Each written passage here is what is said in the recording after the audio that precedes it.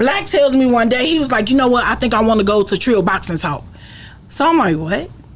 You know what I'm saying? Like, what? He's like, I think I want to transition from Trill Talk in the morning to Trill Boxing Talk. And instantly I got an attitude. I'm like, man, I don't want to do no motherfucking boxing talk. Like, I don't even think I dealing with all this boxing in the first place. And it wasn't even that. It's just, boxing is a very passionate sport. It's a very passionate thing. Yeah, we on Boss Talk 101. Yeah, we gonna talk. Now, when I quit, I became Freeway Rick Ross manager. Shout out Freeway Rick Ross. Yeah, so on my road to becoming his manager, I was shooting a reality show based on my life called Bricks of an Empire. You know what I'm saying? I was going back. It was my transition from prison back to the entertainment world. You know, Bricks of an Empire.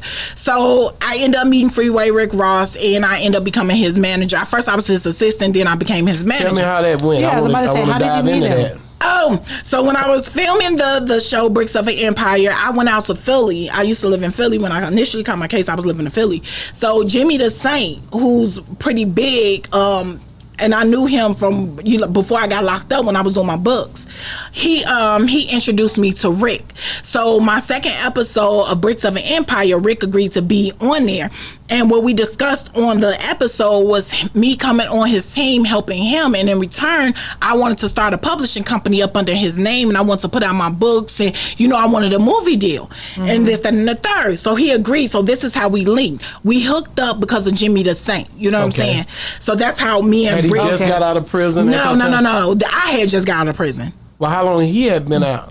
Brick had been out of prison 10 years. So he had already been out a while? Yeah, Brick has been out of prison since 2010. Okay, so then that basically... So he's established. When did you get out? I got out of prison in 2018. Okay, cool. I got it. You know what I'm saying? So he was on a move and this, that, and the third. So how long selling a book. That nigga had a book. I was in prison almost 3 years. 3 years. Okay. He had them books. Yeah, he still got books. I interviewed him up in LA. But yeah, he dope dude. Yeah, so I tell Rick everything I could do for him or whatever, and Rick the type of person like, oh, okay, you gotta show me. Well, I showed him. Oh, you know what I'm saying? I showed him. It's like I'm pretty well connected. Even before I went to prison, I was well connected because I'm a girl hustling and scheming, whatever I was doing, the way I was doing it. So I got a lot of respect from the music industry as far as Chicago goes and some other people, and then the street dudes. You know what I'm saying? I got my own little lane. However it goes.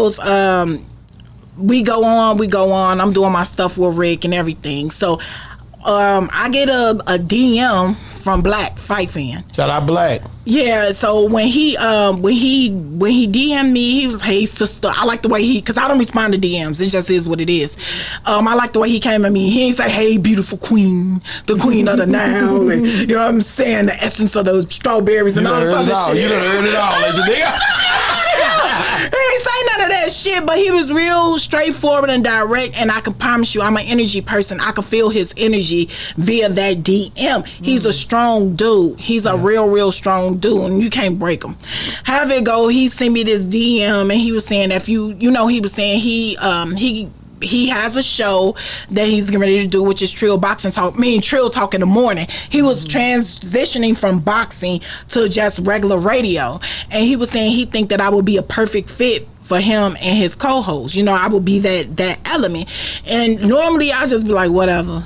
You know what I'm saying? That's just me. It's really just me. Real talk. No, I get it. So something about him was, something in the universe. It was some shit going on too. Right. Listen, when I got that DM, I was in the middle of fighting. Oh, really? I was in the middle of stealing on a motherfucker. Oh, so when you got it, that saved you from having to kill somebody. I ain't even gonna talk about it. I was in the middle of stealing on the motherfucker. I'm just telling you how God works. Right. You know what I'm saying? I was in the middle of fighting. And so when I got that DM to distract me from the altercation that was going on, because I knew I was gonna go back to fucking jail, and motherfuckers wanted me to violate my parole. That's what the fuck it was. Yeah, that's what it be. You know what I'm saying? Motherfuckers do shit so you can violate your parole and all this other goofy ass shit. I'm off parole now, bitch. Have it go. Play them games now. Exactly. Play them now. You know what I'm saying? Yeah, exactly. I get it. I definitely get it. And motherfucking exactly.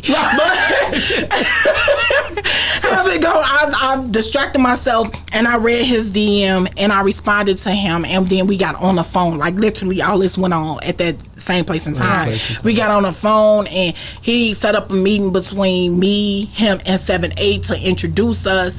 And see if we can, go ahead and put this radio show together. So we all agreed, we had a dope little interview, us three, and we went on ahead and did that first fucking episode of Trill Boxing, me and Trill Talk in the Morning.